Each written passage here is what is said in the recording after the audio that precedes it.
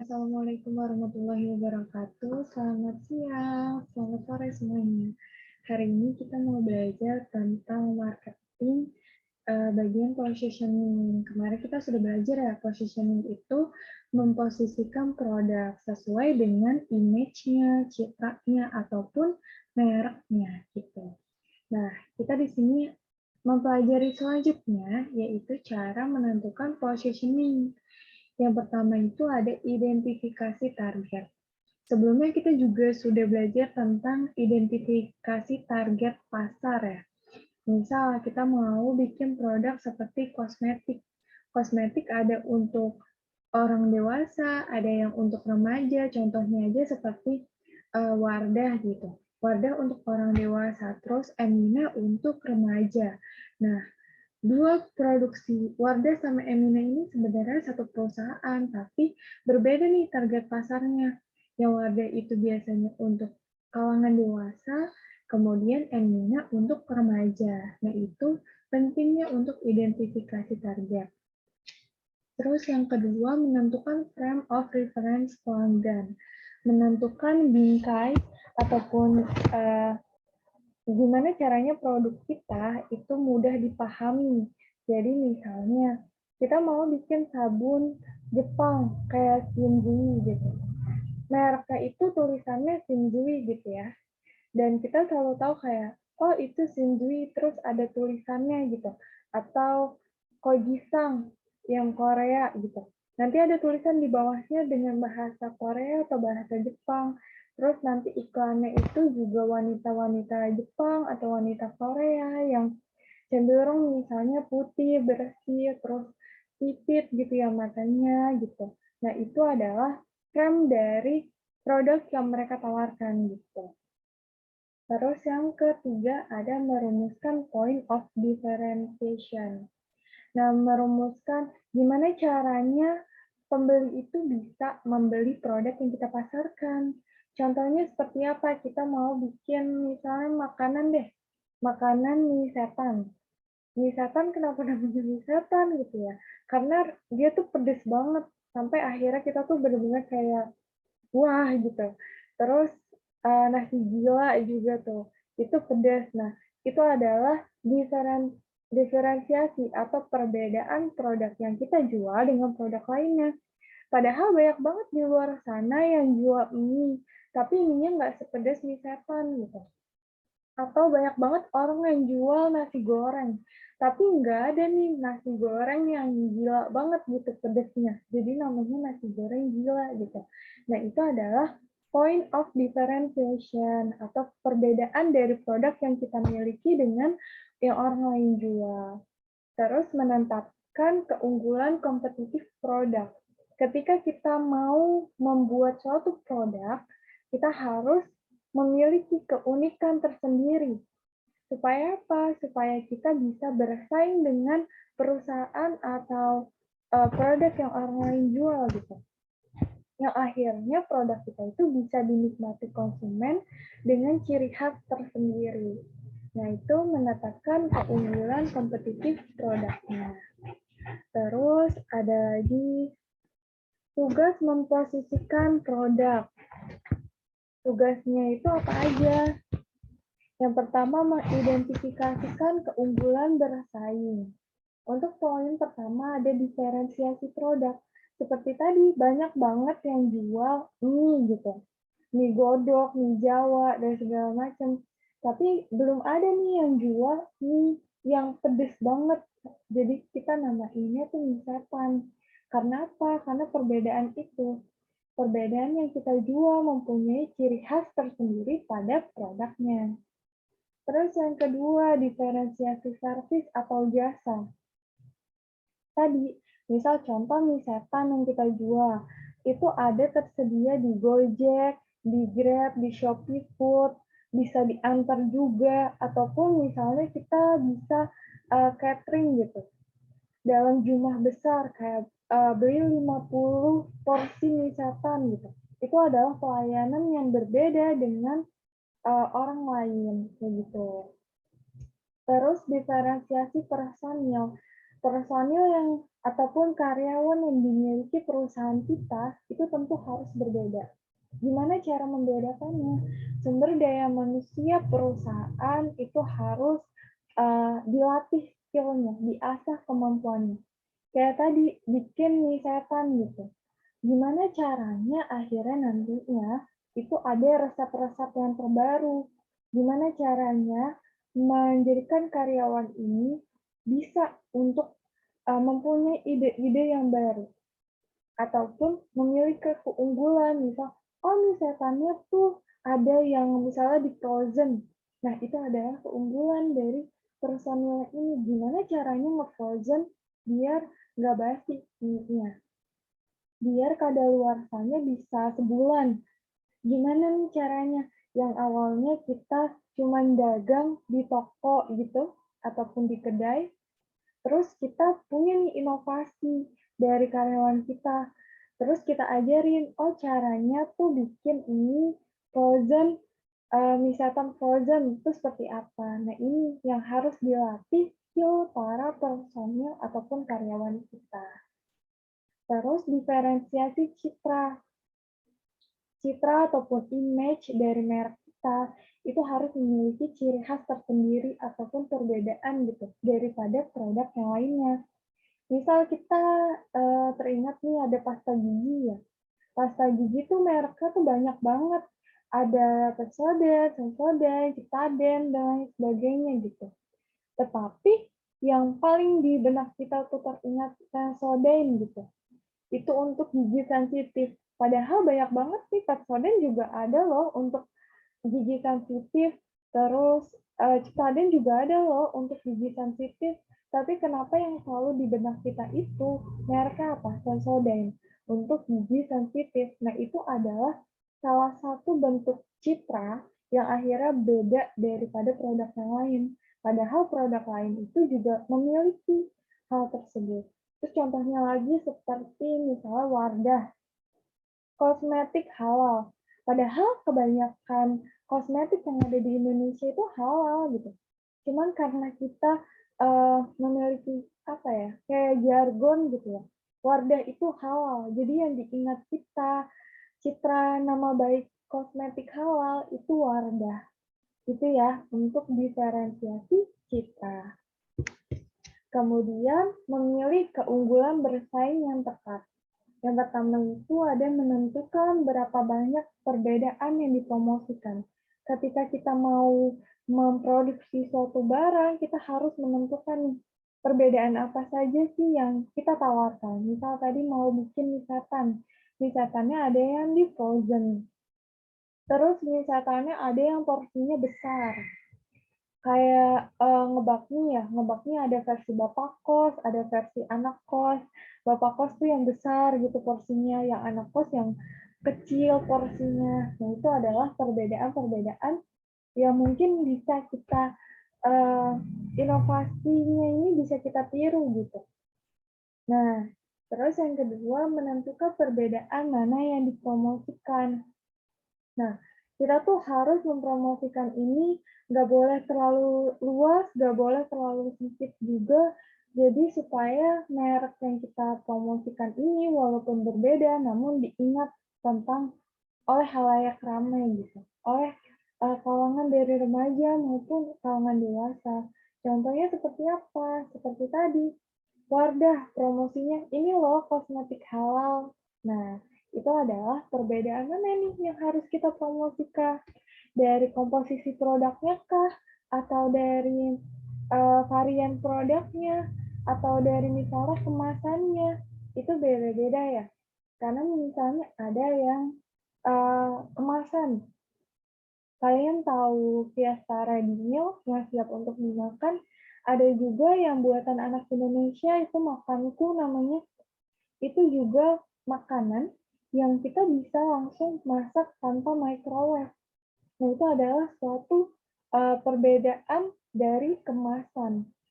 Jadi kita harus bisa menentukan nih, banyak banget loh makanan yang siap saji, tetapi harus di microwave. Sedangkan kalau misalnya kita jalan-jalan, kita nggak mungkin dong bawa microwave gitu. Akhirnya adalah nih namanya makanku gitu.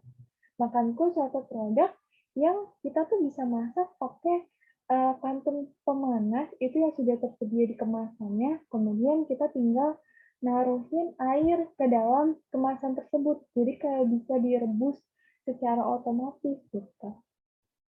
Itu perbedaan ya, dari variannya, dari kemasannya, atau dari komposisi produknya. Itu menjadikan suatu produk kita lebih unggul daripada produk yang lainnya. Nah, perbedaan ini bisa bernilai jika terpenuhinya kriteria sebagai berikut. Ada penting. Pentingnya itu maksudnya khususnya tuh untuk sasaran kemana sih? Terus mampu nggak sih untuk akhirnya kita pasarkan ke kalangan remaja atau ke kalangan orang dewasa gitu. Nah, ini untuk penting memberikan manfaat, misal untuk kosmetik, untuk supaya hilang nih kerutan-kerutan di wajah biasanya untuk orang dewasa gitu.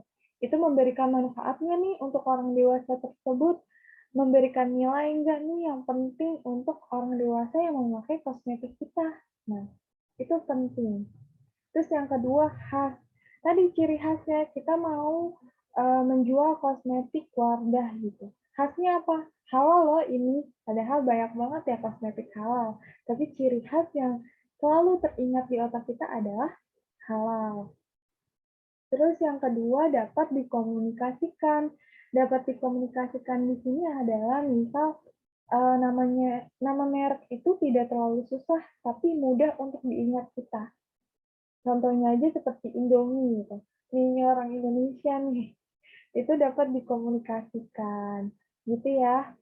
Terus mendahului. Mendahului di sini kita nggak boleh meniru secara 100% dari produk perusahaan lain. Tapi kita boleh untuk akhirnya menginovasikan produk dari orang lain. Jadi gini, misalnya mendahului ada yang namanya pasta gigi, misalnya duluan Pepsodent atau Pepsodent gitu ya. Pepsodent kan baru-baru ini ya terkenal. Misal Pepsodent. Kita mau bikin pasta gigi juga, namanya Sensodyne. Nah, kita nggak boleh nih menyamakan sama Pepsodent, walaupun sama-sama gitu ya, hampir dari semuanya gitu.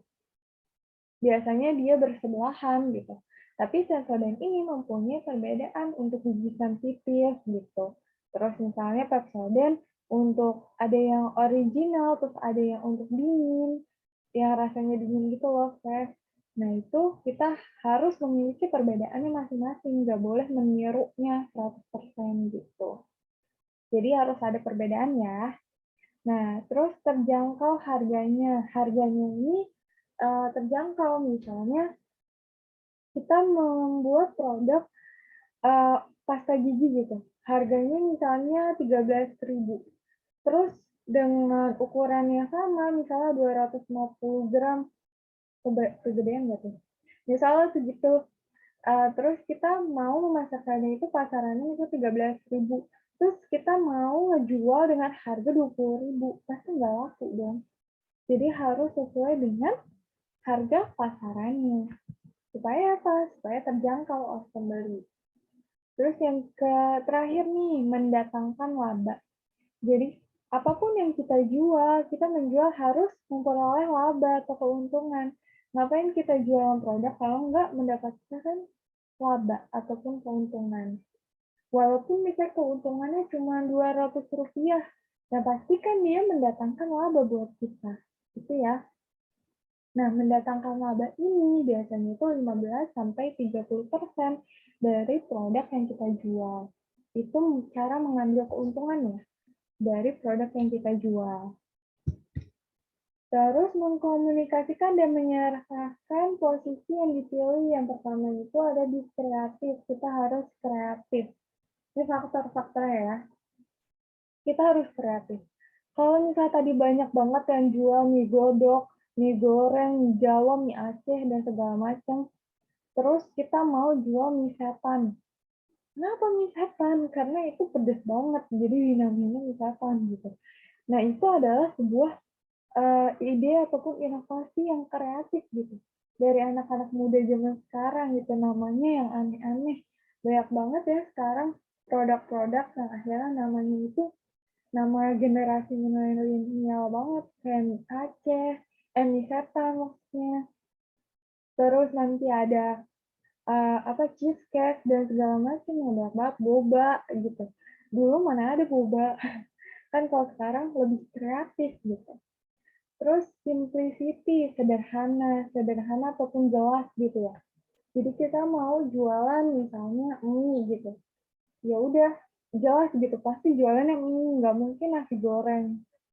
Atau misalnya ngebakmi gitu, ya udah jualannya bakmi. Nah itu sederhana dan jelas gitu. Terus konsisten ya fleksibel, konsisten dan terus fleksibel ataupun kita melihat dari kondisi masyarakat di sekitar kita. Tadi misal kita mau jualan ngebakmi gitu, punya Tanboyson, nah dia konsisten gitu. Ada yang versi untuk anak kos, ada yang versi untuk bapak kos. Kenapa? Karena fleksibel ini melihat kondisi masyarakat. Ada yang harus makannya tuh misalnya bakmi kalau makan harus 3 porsi gitu. Nah ini dijadiin satu jadi versi bapak kos gitu. Terus ada juga orang yang makannya tuh sedikit, jadinya versinya anak kos gitu. Nama-namanya juga mudah diingat nih yang nomor keempat. Own, dominate, protect. Jadi nama-namanya itu kalau misalnya, oh versi anak kos, berarti versinya itu mie-nya itu sedikit. Terus ada versi bapak kos, berarti mie-nya itu yang besar gitu. Bapak-bapak kalau makan gede gitu ya porsinya di mangkok gitu. Itu dapat diingat konsumen. Terus user their language. Bahasanya mudah dipahami kayak tadi versi bapak kos sama anak kos. Kalau bapak kos pasti banyak gitu makannya. Kalau anak kos sedikit makannya. Itu bahasanya yang mudah dipahami oleh masyarakat kita sehari-hari. Jadi jangan buat produk yang namanya tuh susah diingat sama kita. Indomie gitu. Oh, mie orang Indonesia nih enak banget gitu. Kenapa? Karena itu tadi mudah dipahami gitu. Terus yang terakhir adalah landasan penentuan positioning. Yang pertama itu ada potensi nilai serta berbagai manfaat yang bisa diberikan oleh pihak perusahaan. Tadi ada penting ya. Penting berarti harus memberikan manfaat buat para konsumennya. Terus yang kedua, capaian yang sudah diwujudkan oleh pihak perusahaan. Jadi ketika kita sudah membuat analisis pasarnya, kita mempunyai tujuan yang dicapai. Terus yang ketiga, segmen pasar dan pembeli atau pelanggan sudah ditargetkan. Tadi sebelum kita akhirnya memposisikan produk, pasti kita harus menentukan target pasar atau targeting untuk kalangan remaja atau untuk kalangan dewasa atau untuk lansia, itu segmen pasar kita. Kemudian yang keempat, adanya atribut dalam produk dan merek perusahaan yang diunggulkan. Nah, atribut ini bisa dari ukurannya, bisa dari jenisnya, dari mereknya, ya. Itu atribut. Jadi yang diunggulkan misalnya tadi atributnya jenisnya mie setan gitu. Mie setan ada yang pedes gila banget yang sampai level 15 gitu. Nah, itu sesuai dari jenisnya. Oh, mie-nya tuh pedes banget loh. Makanya jenisnya itu namanya mie setan. Terus nanti ada yang levelnya 3, levelnya 1, atau nggak pedes sama sekali gitu ya. Itu dari atributnya. Kemudian yang kelima ada usaha dan bisnis baru yang dijalani dan dilaksanakan. Jadi kalau misalnya kita mau menjual sesuatu produk biar rame nih, kita harus memiliki ide ataupun inovasi yang baru. Kenapa? Karena itu bisa melebarkan peluang pasar kita. Kalau kita mau bikin produk misalnya mie, kita harus mampu bersaing nih dengan Indomie, mie sedap, mie sari, mie, banyak mie lain yang lebih enak dan konsumennya juga banyak gitu. Jadi persaingannya juga banyak. Itu ya, jadi kita harus memiliki inovasi baru supaya produk kita tuh bisa mudah untuk dijalankan ataupun dilaksanakan. Jadi tujuan pasar kita tuh tercapai. Kemudian yang keenam, originalitas atau produknya itu ciptaan asli, bukan tiruan di pasar. Kita mau bikin pasta gigi. pasti harus memiliki produk yang diunggulkan. Misalnya pasta gigi Siwak. Ada kan ya? Siwak, terus pasta giginya itu untuk gigi sensitif gitu. Mereka nggak plek niru, kita mau bikin pasta gigi A biar sama kayak perusahaan lain, enggak. Mereka punya originalitasnya apa? Originalitasnya produksinya pasta giginya itu Siwak, atau produksinya untuk gigi sensitif, untuk gigi berlubang, atau pasta giginya itu yang dingin loh, jadi enak di mulut. Itu ya, itu untuk ciptaan asli. Jadi bukan sekedar meniru perusahaan lainnya. Nah, sekian pembelajaran hari ini tentang positioning. Jika ada yang ingin ditanyakan, bisa langsung komentar di kolom komentar. Jadi nanti Ibu akan balas dari situ. Jangan lupa untuk mengisi absensi di Google Classroom. Jangan lupa juga untuk memberikan like di video ini. Semoga bermanfaat. Sampai jumpa di pembelajaran minggu depan. Kurang lebihnya mohon maaf. Wassalamualaikum warahmatullahi wabarakatuh.